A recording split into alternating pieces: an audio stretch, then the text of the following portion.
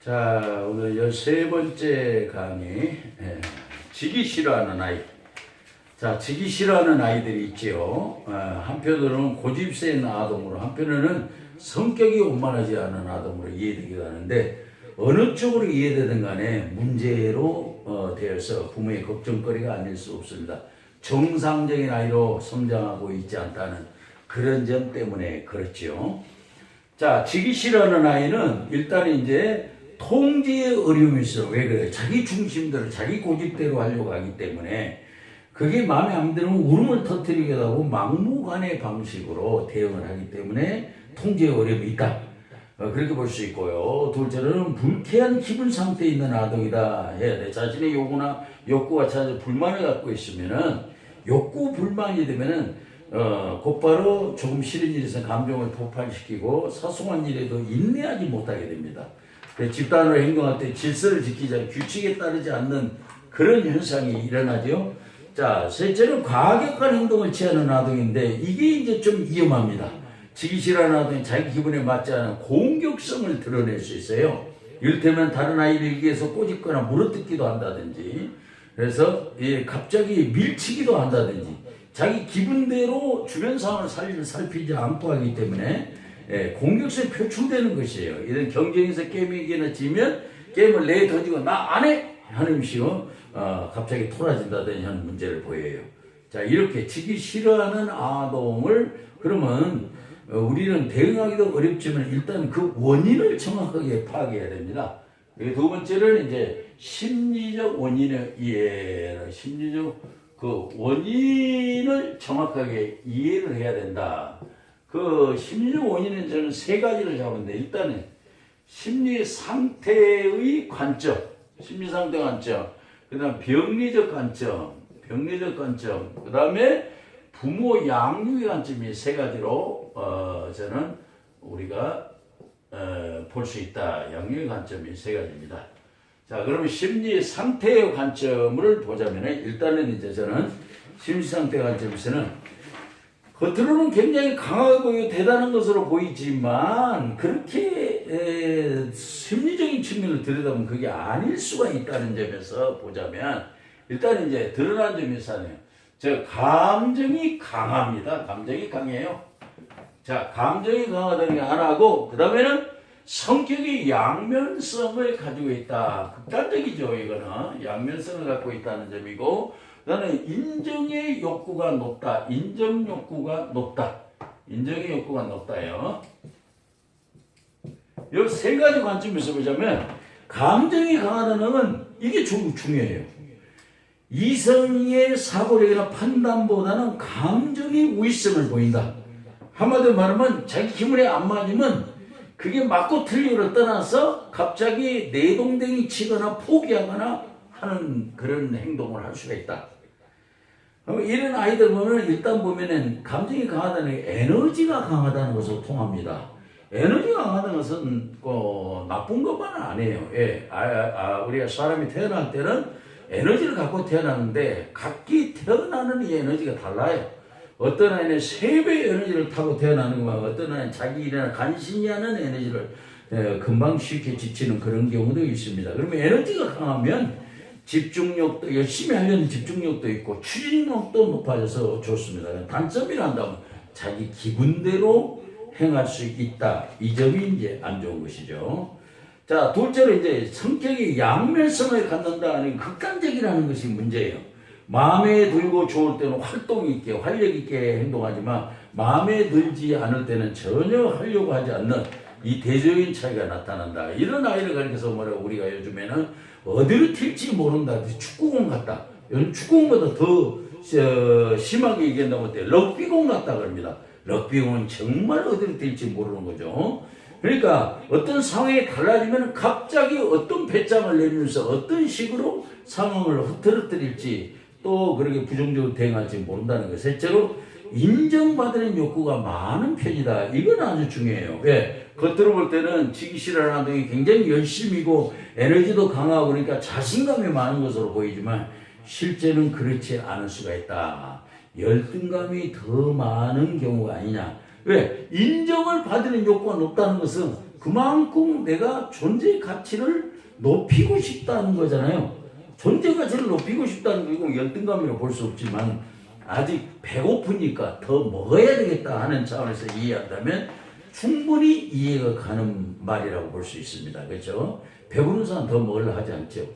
충분히 내가 이 정도면 되겠다 하는 사람은 더 많이 인정받으려고 노력하지 않을 것입니다. 그런 차원에서 이해하면 돼요. 그 다음에 두 번째로 병리적 관점에서 보자면은 병리적 관점은 뭡니까? 전문가의 시각에서 보면 이것도 뭔가 심리적 장애나 문제가 시작되는 거 아니냐 하는 차원에서 병리적 관점을 볼 수가 있는데 병리적 관점은 일단 자존감이 저하되어 있다. 자존감 저하. 그 다음에 열등감이 문제되어 있다. 열등감 문제. 그 다음에 우월감의 문제. 이렇게 볼 수 있다 이거예요. 그러면 자존감 저하라는 것은 자존감이 뭐예요? 자기 존재 가치감에 대한 건데 그것이 상당히 낮은 거 아니냐. 자존감이 낮게 되면은 어떻게 돼요? 존재 가치는 물론 자기가 평가하는 거에 상당히 주관적인 특성이 있습니다. 근데 이것은 상대 비유교적인 차원이 굉장히 많죠. 내가 못하지만 내 존재 가치를 높일 수가 있고 잘하지만 낮출 수가 있는 거 아닙니까? 그런데 내면이 약하게 되면 허약하게 되면 존재 가치를 높이기가 어려워요. 그런데 능력과는 조금 상관이 없을 수가 있어요. 나는 못하지만 굉장히 자존감이 높은 아이가 있는 것과 같다. 하는 말로 공부 좀 열심히 해라. 아빠 아직도 내 뒤로 3명이 있어요. 하는 그런 원리나 같은 거죠. 둘째로 열등감을 가진 경우로 볼 수 있는데 열등감은 뭐예요? 열등감의 문제라는 것은 자신이 생각하는 만큼의 존재의 대우를 받지 못한 것으로 생각하고 있을 수 있다. 이 열등감이 이제 상당히 욕구불만과 관련되어 있다고 보는데 이들의 요구나 욕구가 받아들이지 않아서 거절되었다는 측면, 즉 욕구 불만의 차원에서 있다는 거예요. 자, 열등감에는 자기 존재 가치를 스스로 낮게 평가하는 데서 유발되는 부정 덩어리입니다. 부정 덩어리. 이 부정 덩어리를 우리가 현대 용어로 한다면 콤플렉스. 물론이요. 콤플렉스는 복합 감정이기 때문에 열등감이 다가 아닙니다. 울고 웃고 희로애락이 모두가 다 복합 감정에 들어가지만 그래도 한 80% 정도가 열등감에 해당한다고 보면은 틀리지 않습니다. 왜? 열등감 감정이 굉장히 강하거든요. 그래서 그렇다. 그러면 셋째로 우월감을 가진 편이라고 보는 것은 뭐냐면 지나친 우월감은 병증입니다. 예, 어느 정도 우월감 가지고 있는 건 맞지만 그래서 여기서 열등감의 보상이 아니냐, 열등감의 보상 차원으로 볼 수가 있다.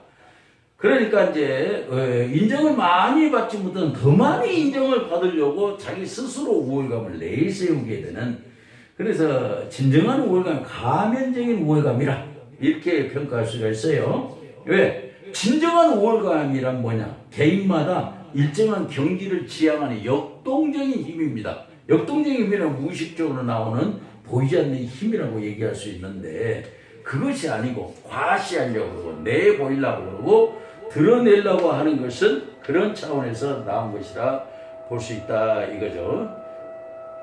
네, 그런 차원에서 우리가 봐야 되고 그런 차원에서 본다면은 이제 부모 양육의 관점이라고 본다면은 부모 양육의 관점에서는 세 가지인데 불필요한 잔소리, 그 다음에 부모의 결핍 강요, 자녀 능력 희생, 이런 세 가지 차원에서 볼 수 있습니다. 자, 일단 이제 부모 양육의 관점에서 불필요한 잔소리를 많이 한다. 이것은 잔소리를 많이 하면 부정성을 자극해야 되죠. 잔소리의 반대가 조언입니다. 조언은 긍정성을 자극하게 되죠. 근데 잔소리와 조언의 차이는 다른 차이가 없어요. 아동이 기준입니다. 아동이 듣고 싶을 때 하는 말은 조언이고 듣기 싫을 때 하는 말은 아무리 옳은 말이고 천사의 말이라 할지라도 잔소리가 될 수밖에 없어요. 그런데 나는 조언을 해주고 싶은데 조언이라고 하는데 왜 아이는 잔소리를 듣느냐? 그게 우리 어른들의 딜레마예요. 아이가 듣고 싶어 할 때까지 기다려 줘야 됩니다. 기다리다가 모를 때가 있죠. 얼마 동안이 갈지 모르죠. 모를 때 또 덮어놓고 이렇게 해라 저렇게 해라면 또 안 돼요. 이렇게 해보는 게 어떠니 저렇게 해보는 게 어떠니, 아이를 주도적으로 내세우면서 대안을 제시하는 쪽으로 실험해보는 쪽으로 하는 게 좋죠.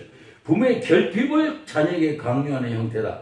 자, 이것은 이제 우리가 자녀에 대한 기대와 또 기대 수치가 높은 부모는 아이에게 굉장히 요구를 많이 하게 되면 아이를 야단을 많이 치게 되죠. 아이를 야단을 많이 친다. 아이에게 좋은 건 아니에요. 그럼 왜 이렇게 부모가 아이를 야단을 많이 치느냐 할 때는 그래서 부모 자신의 문제와 관련이 있다고 볼 수 있는데 부모 자신이 열등감이 많기 때문에 아이에게 요구가 높아지는 거 아니냐 이런 차원에서 이해할 수 있습니다. 예, 부모가 자신감 있는 부모라면은 아이가 알아서 할 것이다 좀 기다려주고 믿어주는 그것이 있기 때문입니다. 셋째로 자녀의 능력을 희생시킨다는 건 뭐냐? 이렇게 지지 않으려고 하는 것이 너무 지기 싫어하는 것이 강하다 할 때는 정상적인 양육 과정을 거친 것이 아니지 않느냐라는 쪽에서 본다면 아이는 중요하게 하나의 사실이 발견되는데 자기가 희생이 되고 있는 존재다 이렇게 볼 수 있어요. 아이의 관심과 감정을 개발하고 발달할 수 있도록 부모가 도와야 되는데 부모의 위주로 부모의 기준에서 아이를 좀 밀어치거나 몰아치고 있는 것이 아닌가 이런 차원에서 볼 수 있기 때문에 좀 아동이 희생되는 차원이 없지 않다. 그러면 이건 이제 앞으로 이제 상담 치료적 대응에서는 열등감을 해소하는 차원으로 갈 거고 자존감의 향상시키고 양육 방법을 개선하는 쪽으로 가야 될 것입니다.